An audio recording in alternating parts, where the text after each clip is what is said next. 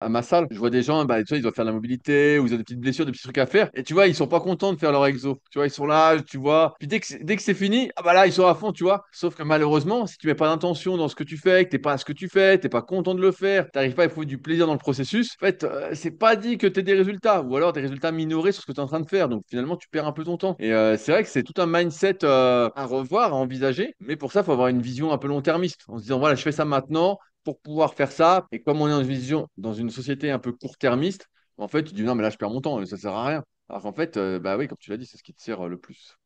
Ah, c'est marrant que tu dis ça parce que ça, je le vois émerger à gauche à droite depuis un petit moment.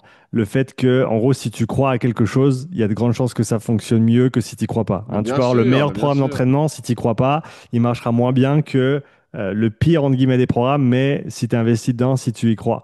J'aime bien, et je crois pas que, je pensais au début que ces mots, ils étaient, on va dire, liés au niveau de leurs racines étymologiques, mais il me semble pas que ce soit le cas. Mais quoi qu'il arrive, je trouve que c'est intéressant de se dire que croire, c'est créer. C'est en croyant Ah, c'est en bien quelque ça. chose, tu le manifestes dans le monde et tu fais en sorte qu'il devienne vrai. Donc le fait de croire que ta routine de mobilité va t'aider, il y a des chances que ça t'aide. Le rouleau de massage, si tu y crois, si tu sens que ça t'aide et que ça te fait du bien, on s'en fout de ce que disent les études. Si faire ça 10 minutes par jour, ça te fait du bien à la tête, eh ben, tant mieux. Si tu aimes bien le froid, ben, tant mieux. Je vois beaucoup ça, il me semble, avec les modalités de récupération. Après le froid, le chaud, il y a des considérations autres, mais avec les autres modalités de récupération, en gros, il y a des gens pour qui ça marche et d'autres pour qui ça marche pas. Et souvent, ceux pour qui ça marche, c'est ceux qui se sentent bien en le faisant. Non? Oui, bien sûr, c'est ce qui fait que tu arrives à te relaxer, tu arrives à te détendre, et que toi, en fait, ça te crispe. Tu te dis, mais qu'est-ce que je fais là? Et tu n'arrives pas à. Mais oui, croire, c'est créer, elle est bien cette phrase. À mon avis, ça peut être le titre du podcast. Et je la volerai sans doute aussi. Tu pourras, Mais, tu pourras. mais ouais, non, mais ça, j'y crois bien, hein. Si tu crois en ce que tu fais, ça c'est la première étape hein, dans tout ce qu'on fait dans la vie. Si tu crois en ce que tu fais, il y a de grandes chances que ça donne quelque chose. Si tu crois pas, bah, c'est déjà foutu, quoi. Ouais, Qu'est-ce que en je tout veux cas, dire? c'est sûr que si tu crois pas, tu n'y arriveras jamais. Mais ouais, l'attention, l'intention que tu portes à quelque chose, je pense, que c'est sous-estimé. Et je le dis, je me le dis à moi-même aussi, hein, parce que je suis pas toujours à 100% dans Ah tout ce que oui, je fais, alors que je devrais l'être. Mais je pense que c'est des bonnes choses à se rappeler, c'est qu'il y a tout le processus d'entraînement en lui-même, et après il y a la manière dont tu approches le processus d'entraînement, au niveau psychologique, au niveau mental, et ça c'est tout aussi important, même sans parler des résultats, juste pour la pérennité de l'activité et la durabilité comme tu l'as dit, des habitudes en fait. Parce que ça doit devenir des habitudes, des choses que tu fais habituellement, régulièrement, si tu veux les meilleurs résultats sur le long terme. Qui dit habitude, dit bah, quand même trouver un certain plaisir dans ce que tu fais. ah ouais, ouais, non, mais encore une fois, c'est un changement de paradigme d'un point de vue psychologique, de faire des choses que tu n'as pas envie de faire et finalement d'essayer d'y trouver du plaisir ou de l'utilité pour pouvoir les faire dans l'instant présent avec l'intention pour qu'il y ait des résultats. Et c'est très car moi aussi maintenant j'y arrive bien, mais avant c'est vrai que tu es là, tu dis non, je vais pas faire ça. Tu sais, tu dis non, mais ça c'est pour les gens qu'on ci ou qu'on ça, tu sais, même tu bottes en touche quoi. Alors qu'en fait, bah non, non, c'est vraiment ce que tu as besoin et ça va vraiment t'aider, ça va faire une grosse différence. Et il faut que tu sois là. Il faut que tu sois là et que tu mettes de l'intention.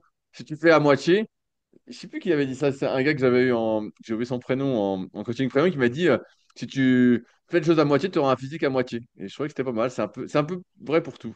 Ouais, et pour rebondir là-dessus, un truc auquel je pense un peu récemment, c'est quand tu essaies de faire plusieurs choses en même temps. Ah non, c'est Le, mort ça. en fait, il y avait Jason Kalipa, pour ceux qui connaissent le vrai CrossFit, enfin le vrai CrossFit, non, le CrossFit d'antan, le CrossFit original, les OG du CrossFit. Jason Kalipa, donc pour le contexte, qui gagne les Games en 2008, il me semble, les deuxièmes CrossFit Games de l'histoire, et qui parlait un peu plus récemment du AMRAP mentality. Et le fait que quand il a 1 heure pour bosser sur son business, il est à fond 1 heure sur son business. Quand il a 1 heure pour passer du temps avec son fils, il est à fond à passer du temps avec son fils. Et au final, le fait d'avoir ton attention qui est focalisée sur une seule tâche, si tu le fais très très bien et si tu as beaucoup de pratique et certainement un peu de chance, tu arrives à dédier 100% de ton attention à la tâche que tu as devant toi. Mais déjà, si tu pars du début et que tu essayes de faire deux choses en même temps, au grand maximum, tu auras 50 et 50. Mais dans le va-et-vient entre les deux, il y a de grandes chances que tu perdes des pourcentages. Donc, de toute façon, tu vas faire beaucoup moins bien que ce que tu aurais pu faire sur une seule chose. Et donc, C'est dur aujourd'hui avec toutes les choses qui nous tiraillent dans tous les sens. Mais tu vois, par exemple, maintenant, quand je sors marcher le chien le matin, avant j'avais le podcast, avant j'essayais de faire des messages, des trucs. Alors là, c'est bien parce que je suis dans un forêt, il n'y a même pas de réseau. Mais en gros, j'essaie de juste faire ça. J'essaie de juste marcher mon chien, de respirer par le nez, de prendre mon temps, de regarder le paysage. Et j'essaie vraiment de me focaliser sur une tâche à la fois. C'est pas facile, j'y arrive pas tout le temps. Ah oui. Mais je pense que c'est super important si on veut bah, maximiser ses résultats et le faire de manière cohérente, quoi. Ah, mais ben, tu as tout à fait raison. L'être humain peut pas faire deux choses à la fois. C'est à chaque fois on dit tu peux faire deux choses. C'est pas vrai. Tu peux pas faire deux choses à la fois. Tu peux pas et faire la vaisselle et en même temps avoir ton attention sur un podcast. Ou je suis en train de manger, mais en fait tu manges mal. Tu vois, t'es pas à ce que tu fais. Et c'est vrai qu'on a toujours cette peur un peu de manquer. Le monde va vite. Et on te dit non, il faut absolument que j'écoute ci ou que je regarde ça. Et on a du mal à faire qu'une seule chose à la fois, alors que c'est comme ça qu'on est le plus efficace, le plus productif et j'ai même envie de dire le plus heureux. Mais c'est vrai qu'on est poussé dans nos retranchements par des gens plus intelligents que nous qui veulent qu'on soit multitâche ou alors monotâche, mais sur des choses qui ne nous intéressent pas spécialement. C'est bien dit ça. Est-ce qu'il y a d'autres conseils que tu pourrais donner sur toute la sphère psychologique, l'approche au sport, à l'activité sportive, au développement personnel qui, toi, t'ont aidé récemment ou que tu as peut-être découvert ou intégré ces derniers temps? Ouais, ben, j'ai souvent une phrase que j'essaie de me rappeler, c'est mieux vaut en faire moins que trop. Mhm. Tu vois, et ça vaut pour tout. C'est mieux vaut. Parce que ça, des fois, tu te lèves le matin et tu as plein d'idées. Et tu sais, moi, je note sur des cahiers qui sont à côté. Je dis, allez, je vais faire ça, ça, ça, ça. Et des fois, tu sais, je vois la liste, je dis, je le sais déjà que c'est pas possible. Je sais déjà que ça va pas être possible à faire. Et donc, je me dis, bah voilà, j'essaye tous les jours j'essaie de faire quelque chose. Mais tu vois, là, aujourd'hui, bah, je m'étais dit, je vais écrire mon nouveau guide ultime qui sortira dans 2, 3 mois. Et puis là, tu me dis, tiens, on fait le podcast. Donc, je sais que je vais pas écrire. Mais tu vois, au début, je me dis, bon, bah, je ferai le podcast et puis je vais écrire. Et puis non, c'est pas possible. C'est pas possible. Donc, ce sera demain après-midi, un peu, dimanche après-midi. Bon, bref, je vais m'organiser comme ça. Mais c'est vrai, et ça vaut pour l'entraînement. Mieux vaut sauter une séance qu'en faire une de trop.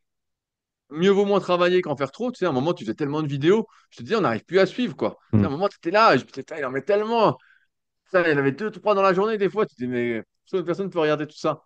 Et, euh, et donc, mieux vaut en faire moins que trop. Mieux vaut, même si le fait d'en faire beaucoup, à un moment, t'amène à être plus qualitatif, la quantité t'apprend la qualité.